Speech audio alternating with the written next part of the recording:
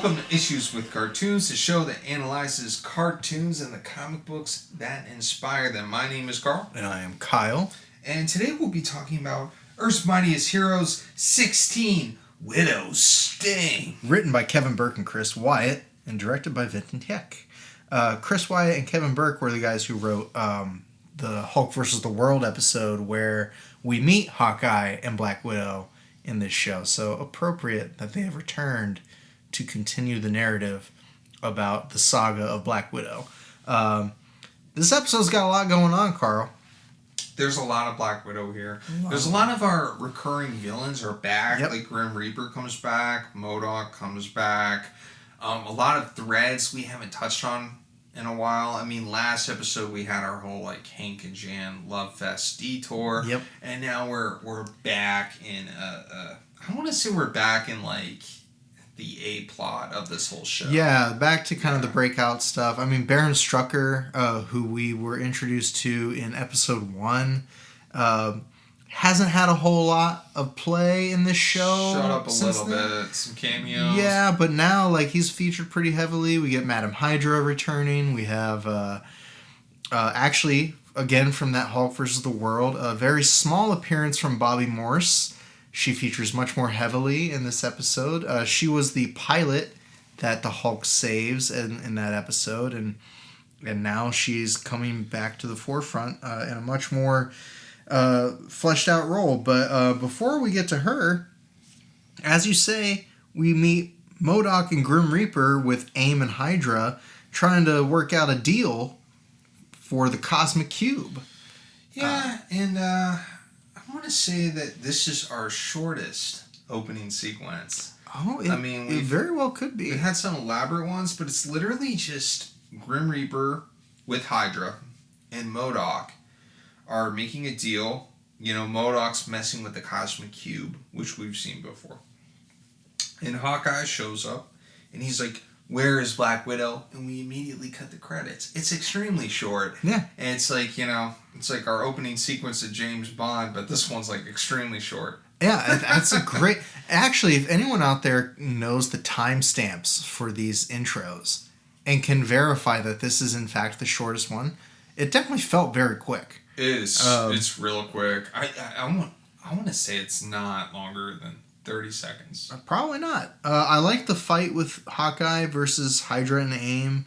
I love the gag where Hawkeye shoots MODOK with an arrow, and MODOK's head is so big and his arms are so tiny that he can't reach the arrow.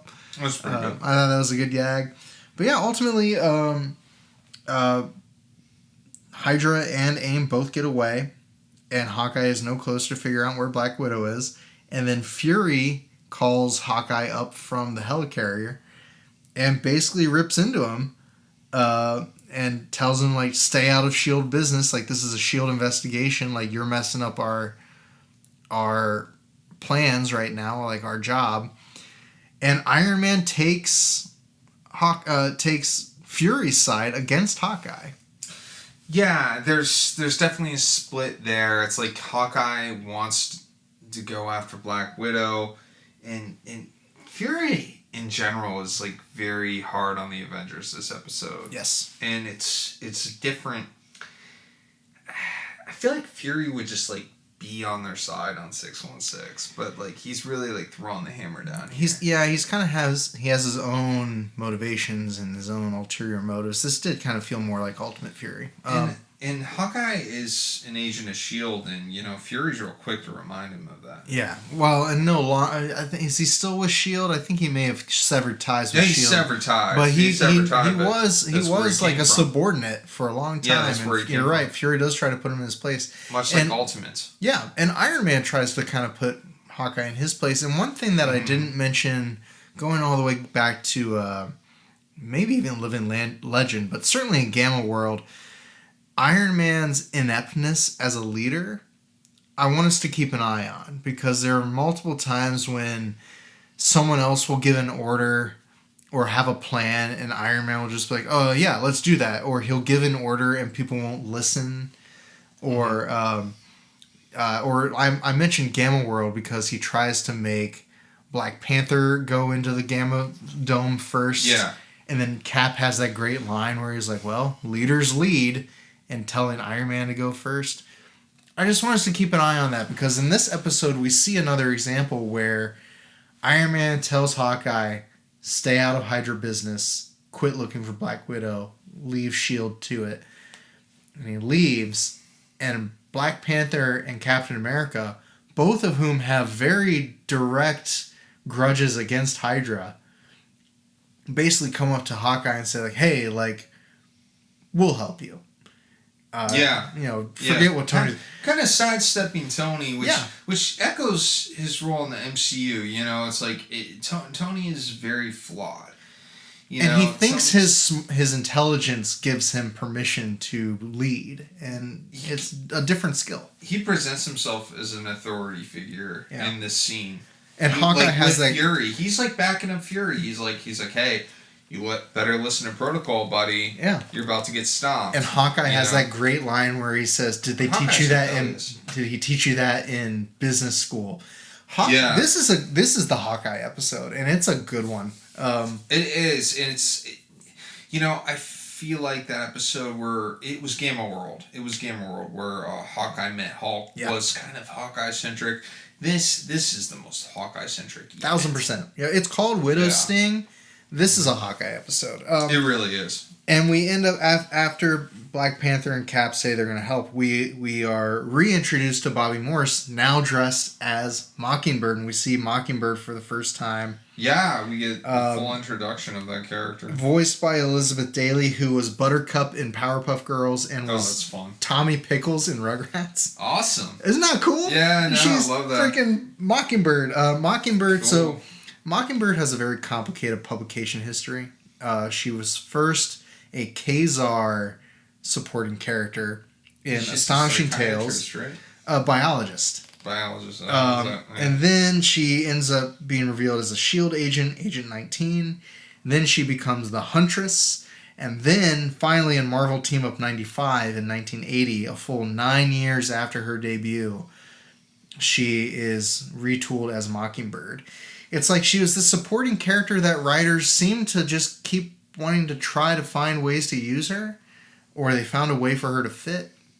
And then finally she ends up becoming Mockingbird, and that's the identity that stuck. The history is very interesting. I would implore all Marvel fans to go check it out. Like, go take that dive on Wikipedia. Because after I watched this, I was not too familiar with the character. I mean, we've talked about this. I'm not, like, really up on Avengers lore, but like I had to go down that rabbit hole and find out more about this character. Yeah, it was interesting. It is super interesting, and like Carl says, go read for yourself and just see. Like, it is very fascinating where like this character they kept trying to find ways to make her work, and ultimately they did. But in this scenario, she's a S.H.I.E.L.D. agent. She's wearing a costume because she's inherited Hawkeye's role in special ops as kind of a field agent superhero. And she does bring up wearing the costume quite a bit. Like, people ask her about it. Like, why are you wearing an outfit now? And she's just like, it just felt right, or I wanted to. And her and Hawkeye use the costumes that they wear as kind of a flirtation. The chemistry these two have is phenomenal, I think, in this episode. That's definitely there, and it's definitely there in the comic we're going to talk about later. Yeah, undeniable chemistry, and they and to your point, when she says, "Well, why did you let me come along?" Because they find out that the only reason she invited herself to help is because Fury asked her to shadow them to make sure they stay out of Hydra business. And ultimately, they change her mind, and she ends up joining their cause. But when she says, if you knew I was just helping Fury, like, why did you let me come along? And Hawkeye says, well, the costume didn't hurt. And that's what I mean. And then later, though, she throws it back at him, and he says something like, why are you sticking around? She says, well, the costume doesn't hurt. It keeps getting brought up. But it is funny because... when she asks to come along and Hawkeye agrees, even though Black Panther and Captain America clearly don't want her to come along, Hawkeye says, yeah, come along. And Black Panther says, well, at least now we know what his weakness is if he ever turns against us, because it's women. women are Clint's biggest weakness, which is very consistent with the comics. Clint and women are constantly causing each other problems. It's his fault. Yeah. So essentially, Hawkeye goes out on his own, against Fury's orders, and he ends up fighting Grim Reaper. And Grim Reaper has a great line. Did you write this line down? Yeah, I did write it down. He says, "I've never met a man so tired of being alive." Such a good line. Such a hard line. Yeah. With Lance Henriksen reading that line. How did you know I wrote it down? Because I wrote it down. Because it's a great line. Yeah, it's a great line. I I kind of paused for a moment. I was like, yeah. Again, solid. and Lance good writing. Yeah, great writing. And Lance Henriksen again, Bishop from Alien. I still contend maybe one of the best voices on this show. He's good in it. He reads that line really hard. In Grim Reaper, I mean, we talked about the comic book, the 616. Like, the character design's not great. This is a glow up. This show, retools them, makes them way more likable. Like, I love Grim Reaper in this show. Incredibly menacing. Yeah, I love Grim Reaper very in this show. Very hard character. I really like him too. It's way more fun now. Yeah. So they get captured. Grim Reaper captures them, and it turns out that's part of the plan. Mm-hmm. And they're being led to Hydra Island, which I had to go back to that Strange Tales episode we read, because I thought, is this the same Hydra Island that we saw in that Jim Steranko comic? And it is a little different. It was an island, but the design's a little different. Okay. But it is cool. I'm sure like the throne room scene is very similar. I did want to talk about the scene where Mockingbird is captured in transit. And she's kind of like charming the guards a little bit. I love that scene. Yeah, and she's just like, "Oh, hey, you like my funny story? Hey, can you loosen these chains a little bit?" And she almost gets away with it, and then Grim Reaper walks in, and he's just like, "Hey, don't trust her, knock it off." I really love that for a lot of reasons. One of the reasons was it really shows that Bobby's chemistry with Clint makes a lot of sense given who Clint is and who Bobby is. Like, Bobby works really well on her own as like this kind of charming, charismatic, really alluring figure that's what I mean. Clint would really be drawn to. It really makes a lot of sense why Clint would love her. And I wrote that moment down too because it is a great scene. Yeah, and she almost talks him out of releasing her. Yeah, and Elizabeth Daily delivers that very well. I mean, very good performance and really good acting from the animation. I love that scene. I really enjoyed it. Yeah, that was a great part. But they arrive, and you get Baron Strucker, and you get Madam Hydra, and you get Black Widow, and they're name-checking all these groups. And Strucker is Emperor Palpatine, He's just like sitting in his throne. He's got little Hydra stormtroopers answering to him. And I've made the comparison of Grim Reaper to Darth Vader before, and I really do think it's that same kind of dynamic and that same vibe. It feels that way, like the whole Hydra, the way they operate, like the little Hydra troopers feel like stormtroopers to me. I don't know. This is the first time. Maybe I'm a Star Wars junkie, but this is the first time I really noticed that. Yeah. I was like, wow. Well, and again, that imperialist, fascistic sort of organization. Yeah, I mean, that's true too. A lot of pulling from like Nazi propaganda, Nazi aesthetics, and things like that. I mean, that's all over Star Wars. Yeah. Some name drops you get though from Madam Hydra and Black Widow, the Yoshida clan, and Gorgon. As a Wolverine fan, I'm sure you appreciate it. Yeah, and Madam Hydra says she just got back from Japan, and that's referencing the Frank Miller, Chris Claremont miniseries. Yeah, which that's one of the few X-Men things that I've read. Very, the Wolverine film with Hugh Jackman is famously based off of that storyline. Right. They actually filmed a lot of that in Tokyo, so it's like. Infamous storyline. I was happy that was in there. I was kind of stoked. I'm like Chris Yost. I'm like, he is going for it. I knew your ears would perk up. Going for a Marvel Universe. Well, and your ears perked up, and then my ears perked up when Black Widow comes in and mentions Count Nephariah and the Magi, and she mentions Alexander Lukin, who is a character who I know you're looking like, who's that?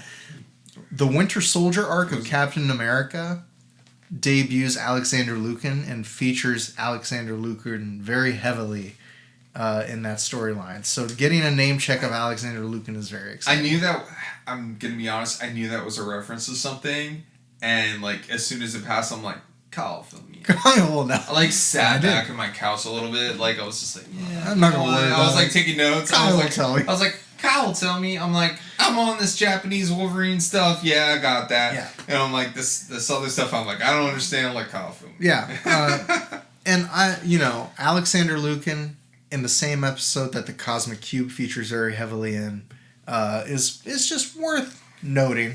Sure, the Cosmic Cube shows up over and over and over. Keep an eye on it, Carl. Yeah, it's been mentioned at the beginning. Yeah. I have when we get to it, I have a lot to say about the Cosmic Cube. Not this episode, but when we get to it in the show. I'm still wondering who that mystery character is from Masters of Evil. They haven't turned up. It's been 2 episodes. It's been a long time.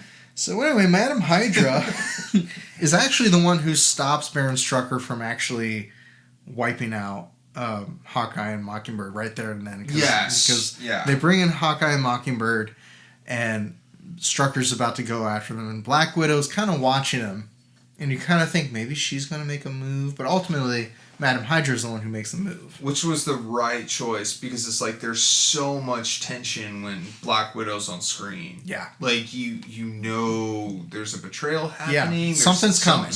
Don't do it yet, though. Yeah. Let it linger. I agree. That was great. I thought it was a very, very good choice. Kept me watching. I said it the last time we met Madam Hydra, but just worth noting, Madam Hydra and Black Widow are voiced by Vanessa Marshall.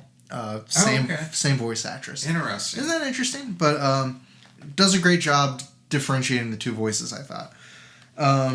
So then Hawkeye and Mockingbird are thrown into a prison, and we get a little bit of... Wait, what about the battle?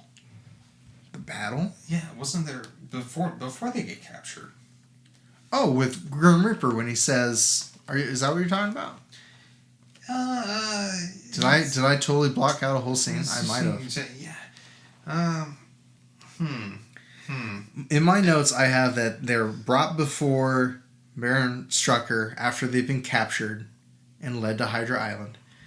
And then Madam Hydra stops Strucker from killing them, and they're thrown into prison.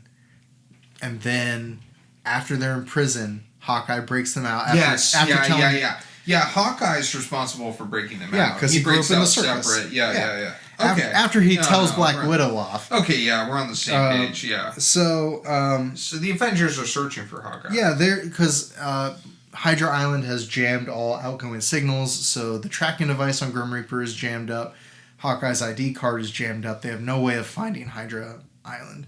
And meanwhile, the Cosmic Cube, it turns out, is actually a functioning device, because we find out that AIM just made the Cosmic Cube as kind of like a joke to kind of keep Hydra busy and basically steal money from Hydra.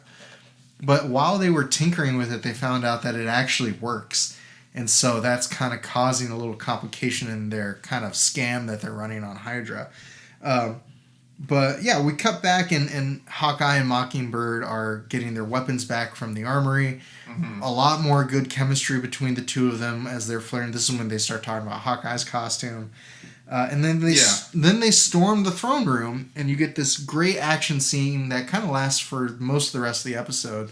That's what I mean. And there's a lot of cool stuff with Mockingbird's staff that they do that I absolutely love. Mockingbird's super capable. Her staff extends several stories, and she flips from it, and then she is fighting all these guys. I wrote in my notes, it reminded me of Huntress and Nightwing. She's just got these nightsticks, and she's just beating these guys down. Appropriately enough, given that Bobby Morse was the first Huntress before DC took the name. Interesting. But there's that weird... Did you write this down? There's this weird shot where they have Madam Hydra, tonguing the grenade pin. Do you remember this shot? Mm-mm. It was just so out of nowhere, where she's, holding this pin, and she tongues the pin of the grenade and pulls it out before she throws it. And they linger on it. It's very strange. I don't know, maybe I'll be generous and say maybe it's because she also goes by the name... Actually, they might call her Madam Viper in this, not Madam Hydra, but she's also been called Viper, and maybe it's an allusion to her having a snake moniker. Anyway. So Mockingbird and Hawkeye are battling it out with all the Hydra agents.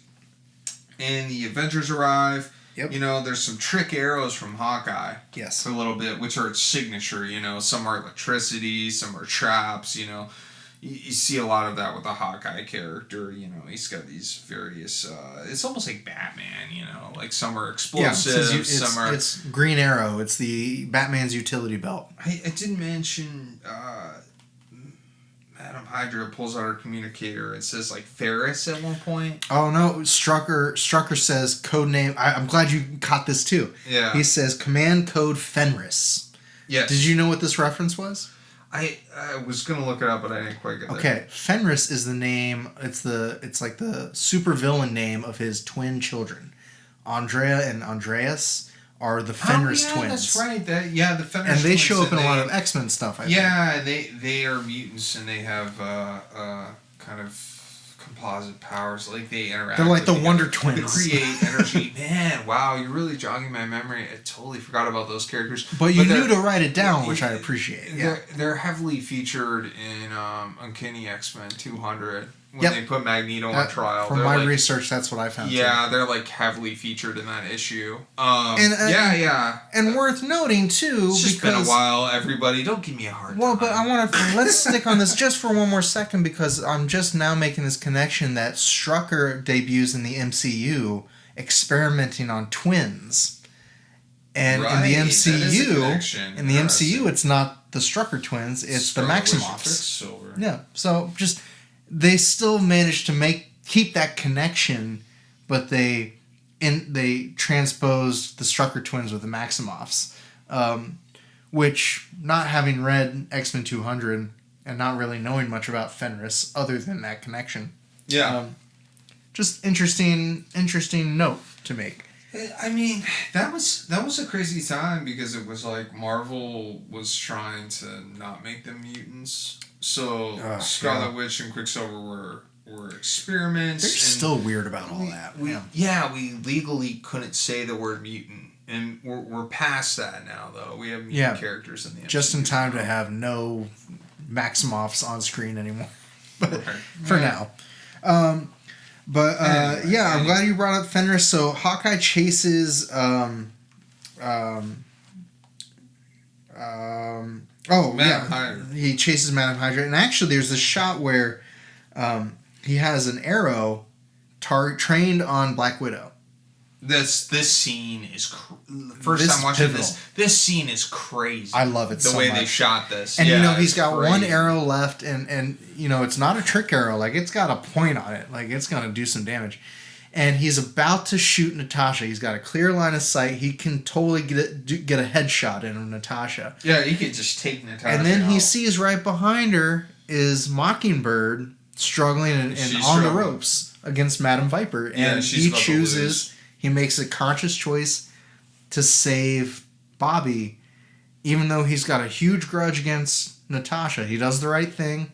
He disarms Madam Hydra, and then gives Bobby a chance to kind of regroup and take the fight back. And it's great that arrow flies through the air. That shot is fabulous. Through Black Widow's hair, and then goes and hits the gun aimed at Mockingbird. It's really cool. It's really cool, really and one of the standout shots of any action sequence in the show so far. For real though, for real. I'm not exaggerating. And I'll even say, like, I think it's at the added weight of the emotional stakes and the character turn and like kind of the story element of that shot makes it that much more impactful. I think it's not just a cool shot; it's a good story moment.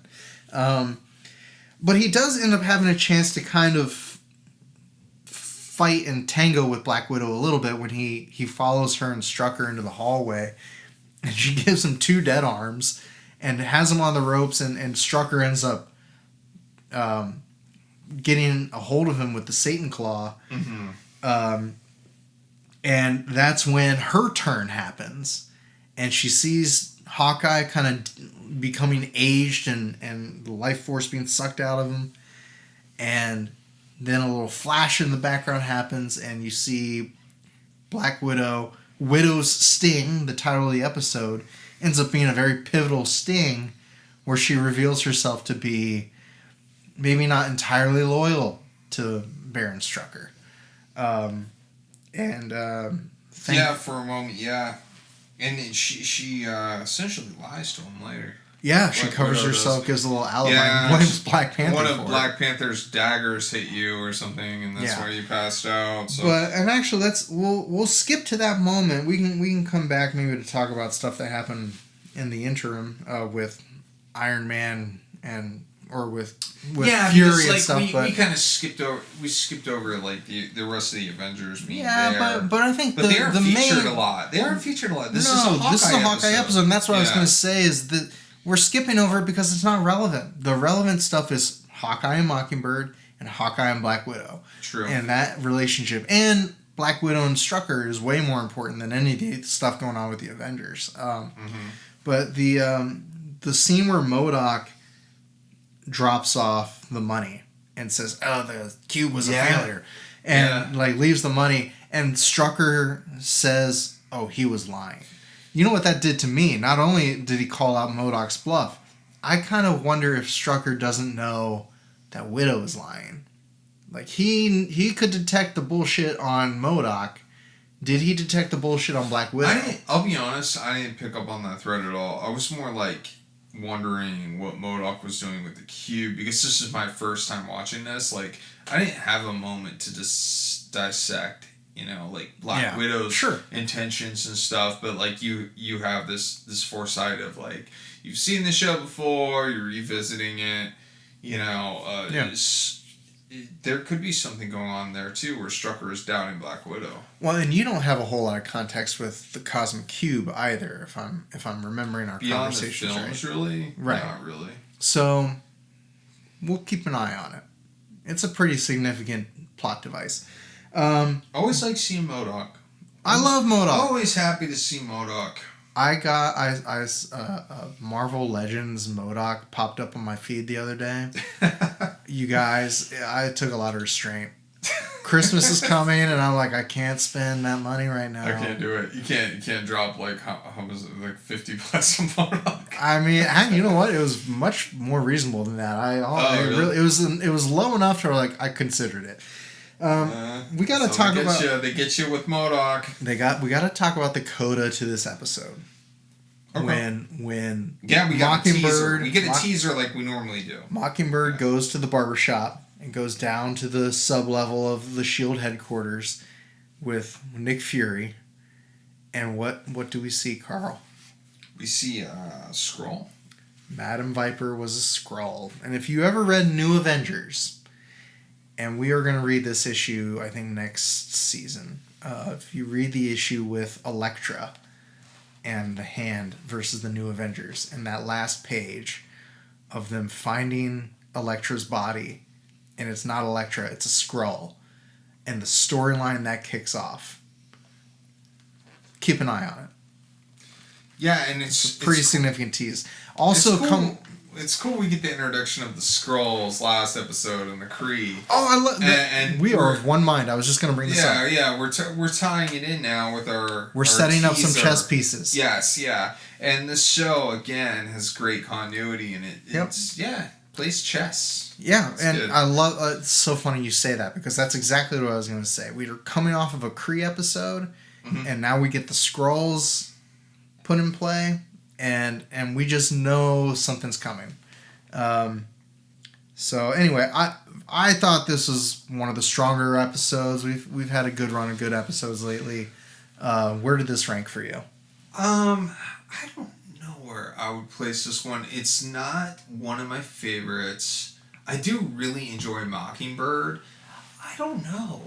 It does stand alone, but not as much as the previous episode with Jan and Hank. This has a little more involved with stuff that we've seen in the past. Yeah, this has a lot to do with Hydra and previous villains we've seen set up, and the whole Hawkeye Black Widow thread has been set up since the beginning, even the mini episodes and stuff. So, where would I rank this? Somewhere in the middle. It's not my favorite episode, but it's not my least favorite. I want to preface that too with like, I really enjoyed this one too. Like, I did too. I don't think it was bad at all. But I think it does speak to the strength of the show. Maybe you'll agree that even an episode of this caliber can still fall in the middle for you. I agree. Where I think the Mockingbird Hawkeye relationship was the best part of this episode. I agree. I think That's it's one of the best chemistries in the show so far. I think. I mean, in a show with a lot of good chemistry, not just romantic chemistry. I just mean like character chemistry. This had very strong chemistry. That shot you mentioned in the action scene was really strong. I like the whole thread where they're like bringing up her costume and stuff to Hawkeye and stuff, because like that'll play into the comics we'll talk about later. Right. So anything else you want to say about this episode? I think I'm done here. I mean, like, let's leave it here. Then. Yeah. Let's talk about some comics. So when we come back, we'll talk some comics. Panels. Hawkeye.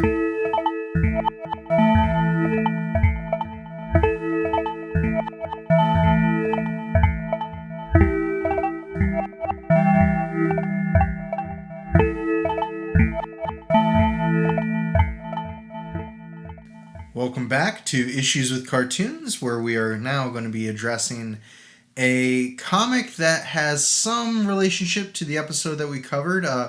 Every episode's a little different in terms of the degree of relationship to the episode. Sometimes it's very direct, like Fantastic Four 64 and episode 15 relating to the first appearance of the Kree Sentry.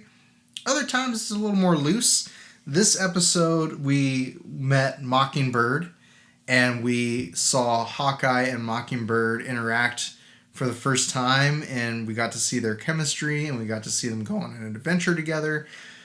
And I thought for this episode, the best example of that in comics was the first time Mockingbird and Hawkeye met, which was in the Hawkeye miniseries from 1984 by 83, excuse me, by Mark Grunwald, which I had never read. Carl, I know you had never read. Oh no, I've never read this. Couple of things to note right off the bat. I know Mark Grunwald as a writer and editor. Historic run on Captain America. Historic contribution to Marvel as an editor of Avengers and editor-in-chief of Marvel as a publishing house. Was also the writer on Squadron Supreme. Did not know that he was also a penciler and actually penciled this entire miniseries. Any other notes for this book about like the credits, like who's involved? I mean, Dennis O'Neil, huge impression on Batman. I mean, the editor. I mean, major DC contributor for. I know him most as a DC guy. A ton of those DC comics in the 70s. I mean, like, really prolific. I thought it was interesting was editor here, and then like Jim Shooter's like an editor above him. Yeah, well, and actually, I only know this because I think Denny O'Neil at Marvel was a big reason why Frank Miller got involved in Daredevil, because I think he also edited Daredevil, and then would bring Frank over when he went back to DC as an editor of the Batman. Because Denny O'Neil, we won't spend a ton of time, but Denny O'Neil, Green Lantern, Green Arrow, The Question, a ton of Batman, Ra's al Ghul, and the Demon, and Talia al Ghul, and all that stuff. Comics is a small clubhouse. It is a small clubhouse. Yeah. But Denny O'Neil's had his time at both companies, and was the Batman line editor for decades. I mean, name a storied Batman run after 1980, and Denny O'Neil was involved. I mean, No Man's Land, Nightfall, all that stuff was Denny O'Neil as the editor, and so he's the editor here, which is noteworthy. Featuring the mysterious Mockingbird. Yeah, so this is we had mentioned Mockingbird had a kind of complex publishing history. She had appeared as Mockingbird in Marvel Team Up 95 before this issue. I think this is the probably biggest exposure she's had after that, though. Probably the most panel time she's had after that. I think this is really classic Marvel, like in the soap opera sense of it. It's just like setting up this love interest of Mockingbird and Hawkeye having adventures together for years to come. But like, you know, that's like the basis of this story. And the first issue opens up with Clint has a girlfriend. You know, he's kind of feels lucky he finally has a woman. You know, he's had bad luck with women up until this point. He's lamenting the loss of Black Widow and Scarlet Witch, which he used to hit on all the time. Apparently, he totally he totally blew it with Black Widow and Scarlet Witch. You get this really great panel on page 6 where he's flying his sky cycle, and he's just kind of thinking about Black Widow and Scarlet Witch, and they do color holds where it's cyan on Black Widow and it's magenta on Scarlet Witch. Really beautiful composition, beautiful figure work, a cool where they had like this kind of abstract background with zipatones and a solid yellow. Yeah, it's a crazy panel. It's cool though. Yeah, stand out. I am impressed with Mark Gruenwald as a penciler. I kind of understand why he's mostly known as a writer and an editor.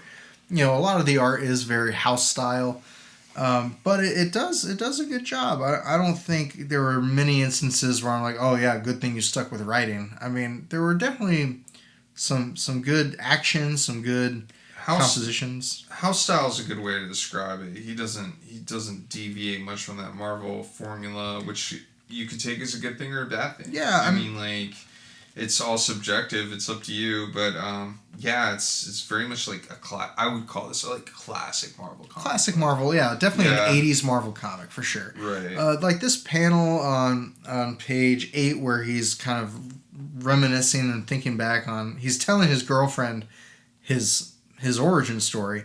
Yeah. And you get this cool headshot of Clint kind of half in mask, half out of mask. And it's a very well drawn face. And we'll see that again. I mean, throughout. We will see it a couple times. There's a shot with Captain America where we see him without his mask, and it's just a shot of Steve Rogers, and then it's like half the Captain America mask at one point.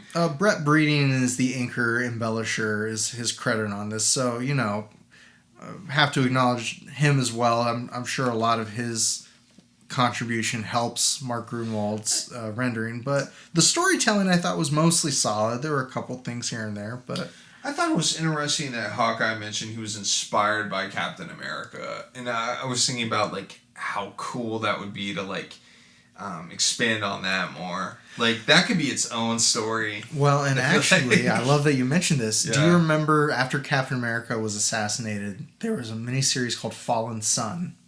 I do vaguely remember. And that was when all these different people are kind of dealing with the grieving process. And there's an issue where they try to get Clint Barton to be Captain America. And in that issue, he kind of talks about his reverence for Captain America. Actually, my first Captain America comic was Mark Waid and Ron Garney. It was the Heroes Return era. And it was issue 4. And it's basically Hawkeye, Captain America walking around as civilians, hanging out and looking at all the Cap idolization going on. And you see their relationship. And the Hawkeye-Captain America relationship is one I've talked about before, where it is very much he reveres Captain America, but he also feels inferior next to Captain America. And this miniseries does touch on that. When we see them interact, and he kind of thinks to himself, man, I forget how small Steve makes me feel just by me being next to him. Yeah, it's quickly glossed over. I think it could be expanded upon. Yeah. I just think it's interesting. It is super interesting. Like, I don't know. I love that idea. It's brought up a lot in like the Christopher Nolan Batman films. It's the superheroes inspiring their environment.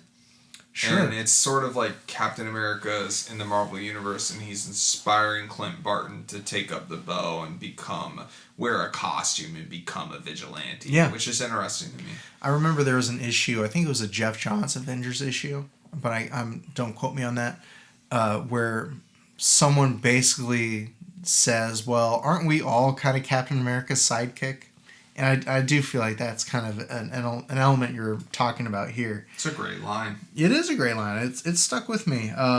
Captain America being my guy, but so this woman's obviously interested in Clint, but he has to leave. Somebody's breaking into his job, where he works. Yeah, he's head of security for Cross Technological Enterprises, and there's been a break-in, and he's got to go check it out. And it's Mockingbird. It's Mockingbird, and we have them meet for the first time, and they fight. And I gotta say, we brought it up before with like the costume causing the flirtation in Earth's Mightiest Heroes. I kind of felt something going on here, like almost like where it's just like he just left his girlfriend and now he's out as Hawkeye, and now he meets this other woman that's dressed up. Yeah. And like, I don't know if that was on purpose or if Clint has a weakness with women in costumes. Yeah, women in uniform definitely are definitely a weak spot for Clint. So you think this is intended? I think it's awfully interesting that he has this kind of this PR lady, this civilian, who he's interested in, and then he leaves, and it's to meet Mockingbird, who ends up being his future wife. Yeah, it is interesting. Although we do find out later in this issue that the girlfriend was being paid to basically distract Clint. Yeah. So and he is broken up about it. Like, it does kind of break his heart, and he kind of has a hard time coping with it, and should probably go to therapy. But that is a big part of the story, is that Sheila betrays him. Yeah. But even the fight that Mockingbird and Clint have is very it's very physical. Like it's yeah, that's what I mean. I mean, like where they're kind of like straddling each other and stuff. And I wonder if that's on purpose or there's not. some subtextual stuff happening for sure. So yeah, they meet, they fight. Mockingbird and Hawkeye meet, and he hands her off to the security there, and then he's like, I gotta get back to my girlfriend. And then to your point though, he gets back to his girlfriend, and then he's like, oh, but I still got some superhero and I want to do. Yeah, and he leaves again. He leaves immediately. So there is definitely something to that kind of the costume kink kind of thing. Yeah, there's some strange tension going on here. Yeah, I don't think you're wrong. I didn't have that thought, but I don't think you're wrong. Real quick, like the silhouette there's of some subtext of it. I'll leave it at that. Yeah, I don't think you're wrong. I like the lighting on this page with Hawkeye going back and with that silhouette and the moon behind him, and then him lighting up that flare arrow. Like, I think that's good. I also like this tuck and roll across panels that he does on the next page, using the bottom panel border as the plane, as like the horizon line for a lot of these, where like they'll have feet sitting on the panel border. I noticed that a lot in this. Oh wow, yeah, I didn't notice that. It does happen. Yeah, once I pointed out, look for it because it happens a lot. I do like the silhouette panel on page 17. And actually, there are a couple of panels with silhouettes on this page that I really like the body language. Yeah, Hawkeye's got some cool scenes with his trick arrows in this comic. Yeah. Like throughout and stuff. But then he's eventually thrown into this pit with Mockingbird. Yeah, this is ridiculous. Because they drop, and this is where Sheila dumps him and realizes. Sheila reveals she's a double agent. She's not only been paid to hang out with him, but like she says, I needed to be paid to hang out with you because like you're a loser. You're a loser, which I is don't like you. And I've talked before about how Clint has this kind of inferiority complex, and where like he feels like he has to prove himself, and this captures that part of his personality very well, where he does kind of see himself as someone who needs to show that he's not a loser. So Hawkeye just got dumped. Who will he fall in love with? Who could he fall in love with? Who could it possibly be? The pace of this relationship in this 4-issue miniseries is very bonkers to me. Yeah. It is wild. And it's just like immediately like Mockingbird is in love with him by issue 2. By issue 2, yeah. Yeah. I do think it's crazy that this toxic sludge is just dumped on these regular human superheroes, with the only consequence being their clothes melt a little bit. I think that's a little bizarre. But they get out and they fly away, and we see Hawkeye shed a tear for having his whole life ruined and turned upside down. He lost his job, his girl, everything's gone. I like Hawkeye fighting the street gang. It's so brutal. Yeah. It's like very violent, It's like an 80s movie. It is like those kind of 80s, those 80s thugs. Yeah, or something. Action movie. Right. So moving on to issue 2, we have this scene where he can't hit a bullseye. He's off his game. Yeah, he's off his game. I enjoyed that part. Yeah, that was cool. I like that. It felt very like, this kind of feels like Diet Daredevil Born Again.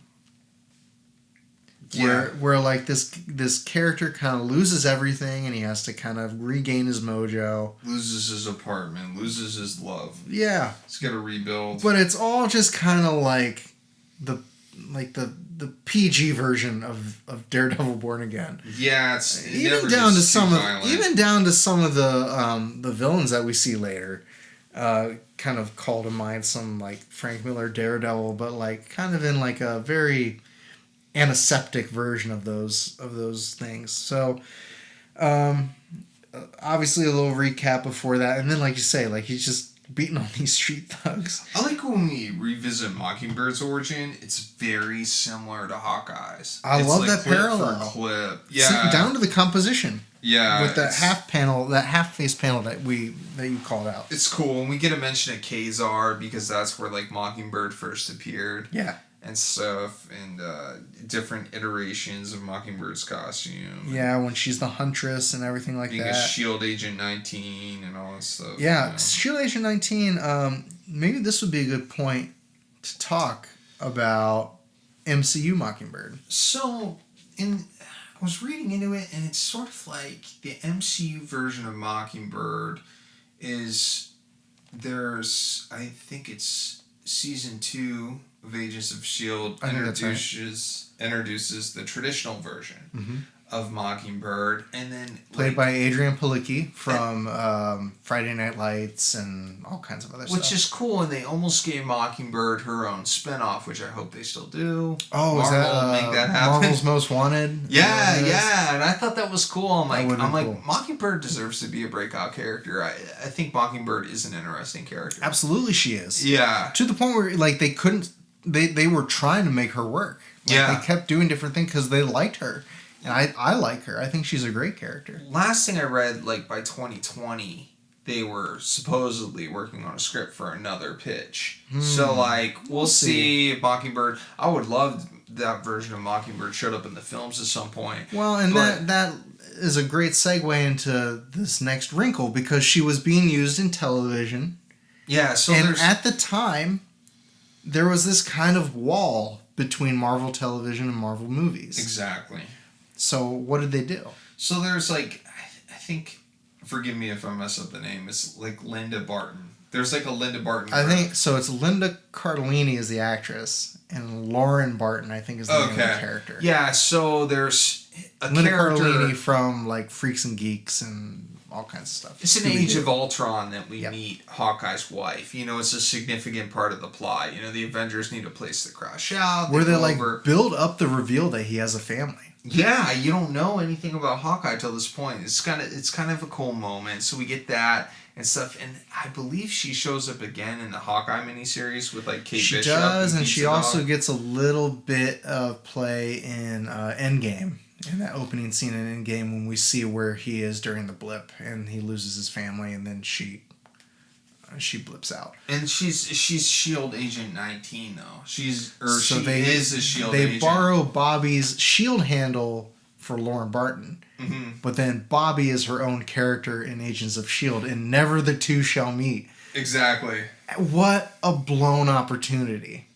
I mean, I think they should have had Mockingbird be just get Mockingbird. Just do it. What would have been lost other than you don't get to do your little spin-off show that you wanted to do? They could have totally made it work if they wanted to. I love Linda Cardellini. She's fabulous. I love Linda Cardellini. She was wasted in that role. She could have been in a much more prominent role. And are you saying from Agents of S.H.I.E.L.D.? No, Linda Cardellini played Lauren Barton. She's Agent 19. Okay. And she gets like 3 scenes, and she's such a more talented actress than what that role gave her. And I think it's a wasted opportunity to make her, to not let Bobby Morse and Clinton Barton exist as character. Now, what it was basically Ultimate Hawkeye, because I think Ultimate Hawkeye was also had a family with kids. It's and also separate from Mockingbird and everything like that. 100%. No, you're right on with that, and it's such an interesting choice to like split the characters it's so that strange, way. And it's a consequence of kind of the politics of the studio system and of the television systems that they had. I wonder if it had anything to do with like Josh Whedon transferring. Like Josh Whedon was kind of like there for Avengers 1 and 2 and Agents of S.H.I.E.L.D. and then he left and then we got the Russo brothers and like maybe Mockingbird was lost in the mix. I honestly it could be. But my both inkling, were under Whedon. My inkling though is that it probably had more to do with Ike Perlmutter and Marvel Television having much more of Ike Perlmutter's input than Kevin Feige. Kevin Feige ruled Marvel Studios, and Ike Perlmutter and Jeff Loeb kind of ran Marvel Television. Ike Perlmutter had a lot more. That's why the Inhuman show happened, was because Ike Perlmutter had more of a say in programming. That was so panned. It was a disaster. I never watched it, but I just remember online, like, it just got destroyed. Right. People hated it. So there's this kind of wall, like I said, between TV and film, to the point where, like, the films almost never acknowledged anything that happened in the TV shows. Yeah. Even with Peggy Carter kind of looming around the movies, like, you still didn't have a whole lot of mention of her show. You never see Phil Coulson again in the movies. You never see any of the Agents of S.H.I.E.L.D. in those movies. Any of the events that happen in Agents of S.H.I.E.L.D. never happened in the movies. The Netflix shows have only recently kind of started to creep back into main continuity. Yeah, the Netflix shows would just acknowledge the battle in New York. Right. And that was it, really. Yeah, it was kind of a one-way thing where, like, the shows would acknowledge the movies, but the movies almost never acknowledged the shows. I think Jeff Loeb worked on the TV end. He was the head of TV. Netflix, super interesting. So unfortunately, Mockingbird was a casualty of that kind of studio politics. And the best part of this book, the plot is fine, the art is good, you know, it's all fine. I think the best part of this is the relationship between Mockingbird and Hawkeye. Yeah, and, you know, Mockingbird, as they continue to work on this case of, like, where Barton used to work, she starts advancing on him, and then, you know, they eventually fall in love throughout the course of the story, you know. By the end of the story, they're together. And there are some good developments that carry over beyond that relationship, like Hawkeye's new costume debuts that Mockingbird gives him. Right. We find out at the very end, not to skip all the way to the end, but at the very end, Hawkeye saves Mockingbird from an explosive that Crossfire shoots at him, and it makes him go partially deaf, which is a thread that follows Hawkeye for a long time after this. It's actually featured very heavily in the Matt Fraction David Aja run, is him being deaf, partially deaf. So yeah, I mean, again, like, a lot of this is, you know, different assassins trying to attack Hawkeye. Yeah, Bombshell and Oddball. Yeah. You know, our main and, like, the Silencer before that. Bombshell and Oddball, when I say it's kind of like Diet Daredevil, Oddball and Bombshell are kind of an example of that. We think Oddball could have been Bullseye. Yeah, it was like, definitely, well, we can't use Bullseye, so we'll just make Oddball. I do kind of like the Oddball. I do like the scene where, like, Oddball is unveiled. Yeah, he's kind of like when they're chasing him in the subway and stuff. Yeah, he's like off his rocker a little bit. He's off. He's a little odd, you might even say. But before that, we do get a cameo from Steve Rogers, and that's right. I think after this series is when Mark Gruenwald starts writing Captain America for like 10 years. He starts like from 1985 until I think 1995 or 1994 maybe. A long historic run that has all kinds of important storylines.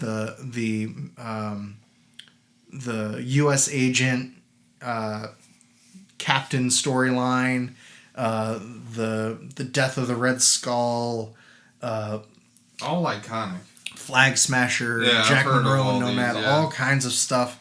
a lot of the stuff that they pulled for the Falcon and Winter Soldier TV show was from his run on Captain America. Very important run, very important contributor to the Marvel lore. We get this crazy scene with Crossfire, though, in issue 4, where he captures Hawkeye and Mockingbird, and he's just like, my master plan is I'm going to kill you, Hawkeye, and then all the superheroes will come to your funeral. Yeah. And then I will use music containing a special sonic frequency devised to directly stimulate the rage centers of the living brains. Bizarre. And then there's a double-page spread of, like, all the superheroes killing each other, Yeah. which is cool, because you get to see Mark Winwall, like, draw the Marvel Universe. You know, that cover of Hawkeye in the coffin, reminiscent of the death of Captain Marvel, I'm quick to point out. You get to see like Mark Grunwald draw Captain America and Thor and Daredevil like, and Black Widow and some like MK Ultra Manchurian Candidate stuff going on. Yeah, here. for real though. Like I'm just gonna play this song. Song, and then all the Marvel heroes will kill each other. Calls to mind for me the Mad Bomb from the Jack Kirby Captain America run. It's wild. It is very wild. It's and absolutely crazy. And it ends with Hawkeye and Mockingbird being forced to fight, and they end up breaking free of the control and taking it to Crossfire. In this weird sequence or Crossfire, no one else can pull Hawkeye's bow, which is so strange. It's 250 pounds or something crazy. Yeah. it weighs a bunch. Okay, Clint. Okay, sure. I don't know, but in the end, like can't please a woman, but he can pull that bow. he can pull that bow. Sometimes that's all he can do. Well, when they don't call you back. Anyway, I love that. So he thinks Mockingbird's dead, and he has her cradled in his arms, and then she reveals that she's alive, and they kiss, and they cut to where Crossfire is being loaded into the paddy wagon with Bombshell and Oddball, and Clint's like, I can't let her know that I'm going deaf because I can't stomach the pity. This is crazy. And so he talks to her, and she's talking, and he's just kind of going, like trying not to clue her into the fact that he might be deaf. This would never happen in real life. And she proposes to him, and he says, all right, I'll see you around.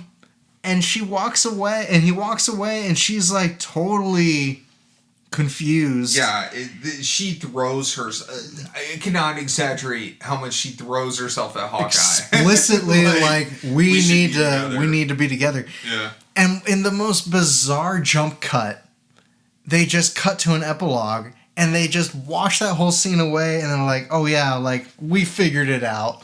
They're in a heart-shaped jacuzzi together. I've seen this panel before. It's Yeah, so it's just funny. Hawkeye and Mockingbird meant to be. Yeah. And so it turns out, like, hey, like, she ends up going up and, like, figuring out what happened, and they talk it out, and this is the best decision you almost didn't quite hear. And they eloped. After meeting 4 issues ago, they end up getting hitched. He's over as Sheila. Who's Sheila? Sheila who? Who is she? Natasha who? Wanda who? Kyle, where would you is this essential Marvel reading? If you're a Hawkeye fan, yeah. If you're a Mockingbird fan, yeah. Yeah. I'd say, though, outside of that, if you're an Avengers West Coast fan, yes. Yes, yeah. I'm a big West Coast Avengers fan, but the next time these two really get developed is in West Coast Avengers when they are co-founders of that team. Beyond that, I'd say unless you are invested in this relationship, which I am, which is why I enjoyed this series, I'd say beyond that, it's fairly forgettable. Read Daredevil Born Again instead, maybe. Or read Frank Miller's Daredevil, because this does kind of feel like a very light version of that. I think so much of that is oddball. Like Oddball or, we skipped over the scene where Bombshell dresses as a nun. We did. That was wild. And ambushes Mockingbird. That felt like a Frank Miller scene to me. Solid would be. But yeah, I think I'm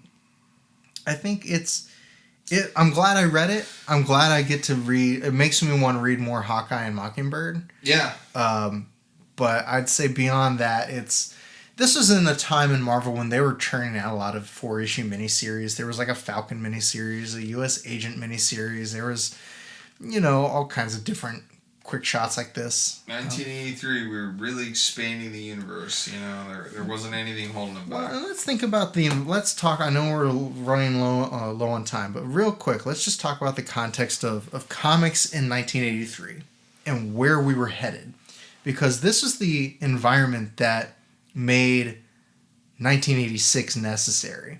This is the environment that made Watchmen necessary. So the reason were really safe. Yeah, the reason Watchmen and Dark Knight Returns and Crisis on Infinite Earths felt like such atomic bombs in comics is because we were playing it safe like this. This was the kind of, just skirting the line of edgy, where you had like oddball, like beating the crap out of a pedestrian on a subway train.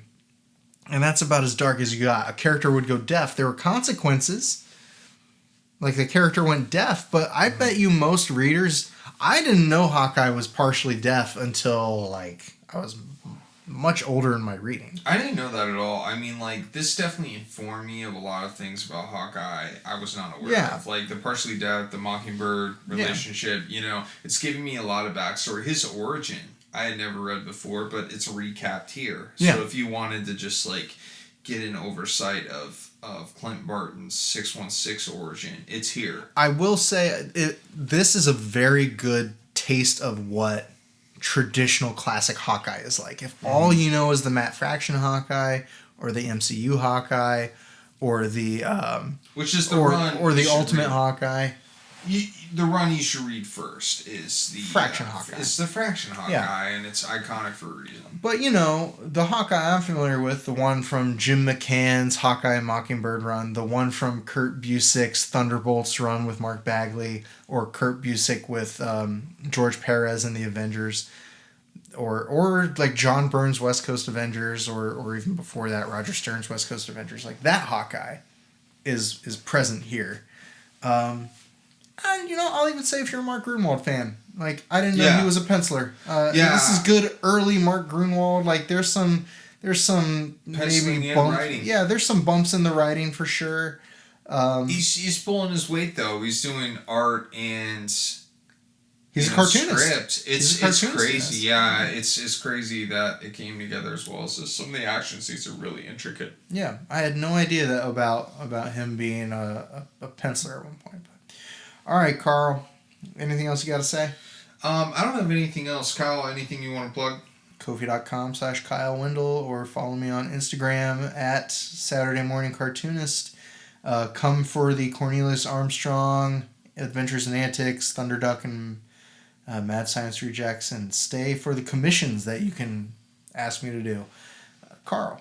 www.carllucasdraws.com. Check out my comic book, Shogun Bear and the House of Horrors, or wait for the next Shogun Bear comic, Shogun Bear Fights All Monsters. No. Don't wait. Get House of Horrors now so you're ready for Fights All Monsters. You got to have that on your shelf now so you're ready for the dynamic sequel that is to come.